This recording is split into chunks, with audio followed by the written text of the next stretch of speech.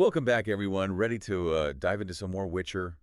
Always. Yeah, this time we're taking a deep dive into, well, Baptism of Fire. Yes. It's the one where things get Things get real. real intense. Yeah. And we've got, all sorts of sources this time to help us really paint a good picture of what's happening, excerpts from the novel itself. And of course, we've got some of Dandelion's poetry to add another layer to it, I guess. Absolutely. Baptism of Fire really is where you start to see the personal stories of the characters like Geralt and Ciri Right?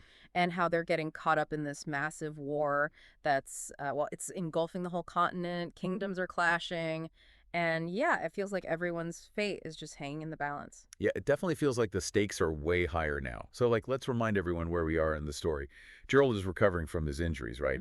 Ciri, well, she's been abducted, and he's basically on this mission to get her back, whatever it takes. He's determined, that's for sure. But he's not exactly known for being a team player, so to speak. Not really his style, is it? No. So it's kind of surprising that in this book, he starts assembling this motley crew of allies. Right. You've got Dandelion, always ready for adventure. And he brings that lightheartedness that the story definitely needs at times. Yeah, that comic relief.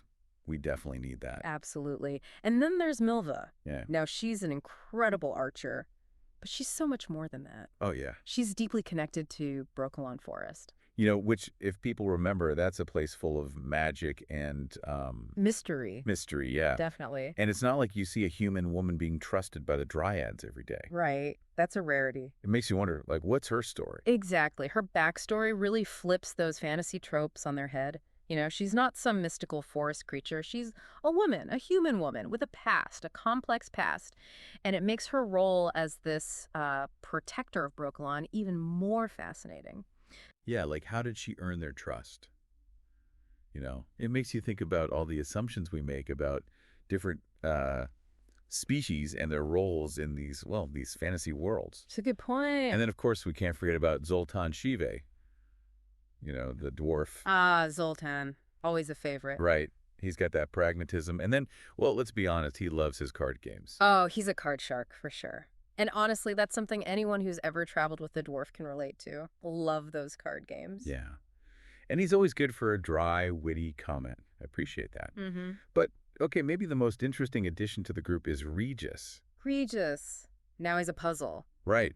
At first, he just seems like this unassuming barber surgeon. Quiet, gentle. Right. But there are these hints, even early on, that he's something more. Oh, yeah. You pick up on it. Yeah, his knowledge of herbs, the way he stays so calm in these really dangerous situations. It's almost like, it's like he's seen it all before, Like he's got centuries of experience under his belt. And then, boom, we get that scene, that campfire scene, where he just casually mentions that he's a vampire. Just drops it in. It's a mic drop moment for sure. Wait, a vampire? Who doesn't drink blood? Is that even a thing in the Witcher world? It's a curveball. You'd think someone like Dandelion, who's always suspicious, would be like, wait a minute, what are you saying? Right. Calling him out. Totally. But even Dandelion's intrigued. I think what Sapkowski does so well here is he's playing with our expectations, with what we think we know about vampires. Yeah. We think bloodthirsty monsters, right? But Regis is thoughtful. He's articulate. And he's made this conscious choice to abstain from what you might call his primal urges. It really makes you question everything you thought you knew about vampires. And the whole monster thing in general. Definitely. So we've got this very unlikely fellowship forming. A real band of misfits. Each with their own skills, their own baggage, their own secrets. Secrets, yeah. But they're all united by this goal of finding Ciri. That's the glue that holds them together. And that brings us to, I think, one of the big things we want to talk about in this deep dive, Geralt's neutrality. Because he starts Baptism of Fire really wanting to stay out of the war. Right, he does. He's clinging to that Witcher code. This idea of not getting involved in human conflicts. But the thing is, the world is literally on fire around him. Right. And the book, it doesn't shy away from showing just how brutal this war really is. We see refugees, we see villages burned to the ground, and you see people driven to do desperate things just to survive. It's impossible for Geralt to stay detached from all of that. Yeah, there's one scene, I think it's early on in the book, where they come across this burned village. Oh, that's a chilling scene. And there's this a mutilated corpse hanging from a crane. It's just this really stark reminder that, neutrality, it's a luxury you can't always afford when everything is falling apart. When the world is in chaos. Yeah. Exactly. And that's where you see Geralt's commitment to Ciri really solidify. That moment when he decides to keep going south, to keep heading towards the Aruga River, even though it's dangerous. It's clear that finding her, protecting her, it's more important than any code. Yeah. He's not just a witcher anymore. He's a father figure. He's stepping into that role for sure. Absolutely. And what's interesting is how Ciri's story is kind of mirroring Geralt's in a way. She's facing these difficult choices, but in a totally different context. I mean, she's found refuge with the rats. The rats, now they're a whole other story. Right. And at first glance, they seem free, they seem rebellious. Carefree, you might say. But there's this darkness lurking beneath the surface. There's always something a little unsettling about them. Definitely. And there's this scene where Ciri's dancing with Iskra in the barn. And it's not just this innocent, carefree moment. It's got this raw energy to it. Something simmering beneath the surface. Yeah, and it's almost like, it's almost like a foreshadowing of the power that's inside her, but, a power that could be really destructive. It's a reminder that her destiny, it's tied to this massive conflict that's happening all around them. Exactly. And, speaking of Ciri's destiny, we can't forget about the prophecy. The prophecy that looms over everything. Yeah. This idea that she's not just any girl. Yeah. That she's, that she has the potential to change the world. And it's mentioned throughout the book, but it's really the sorceresses who are obsessed with it.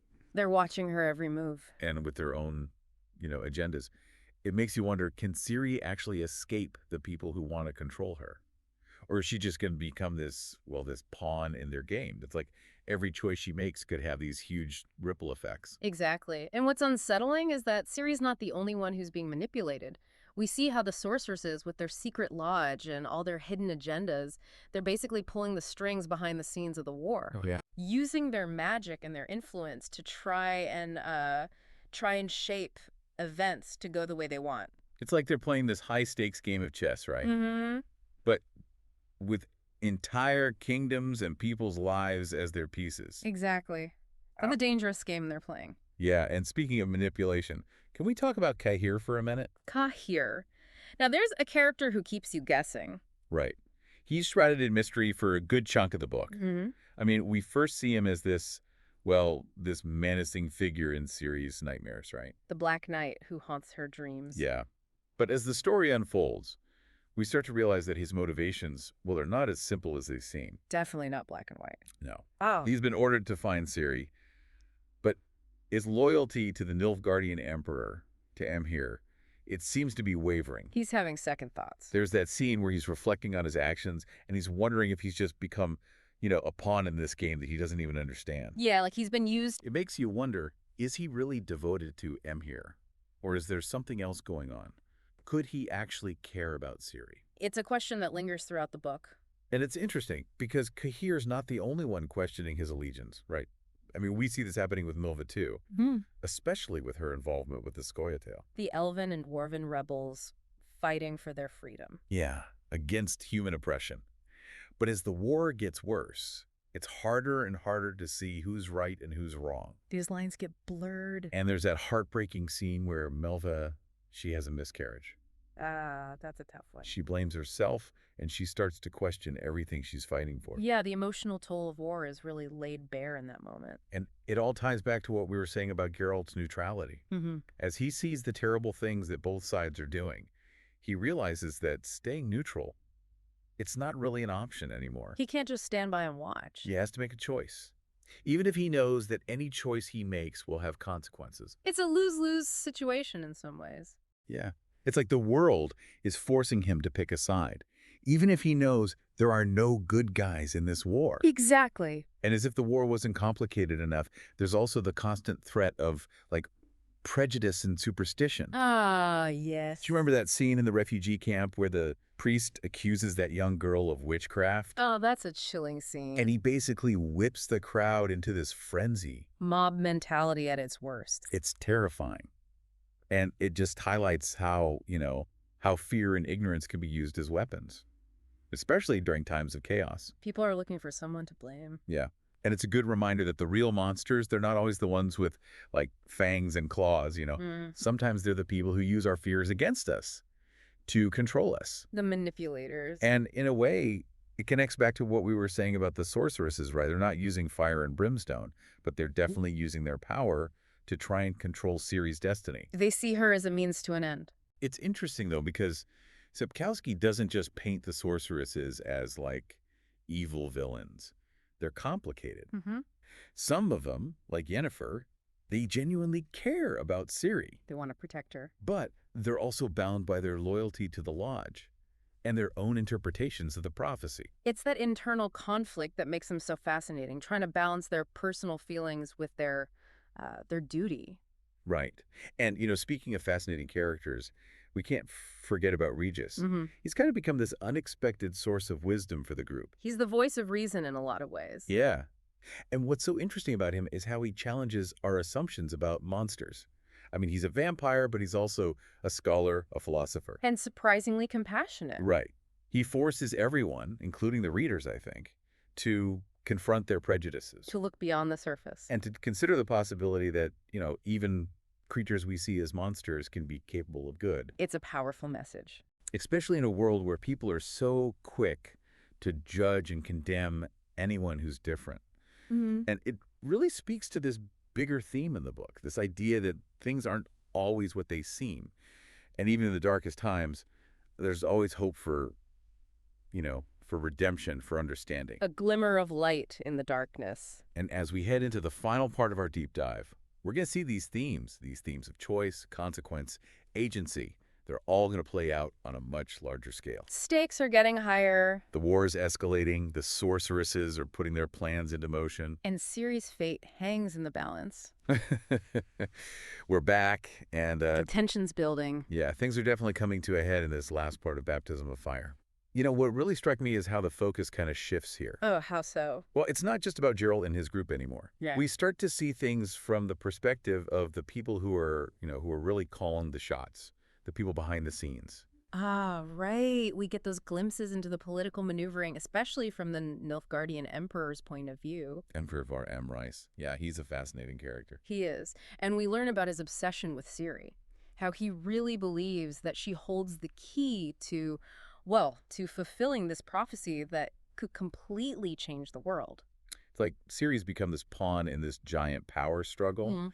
But what is it about her specifically that makes her so important to Emher and the sorceresses? What's the big deal with this prophecy anyway?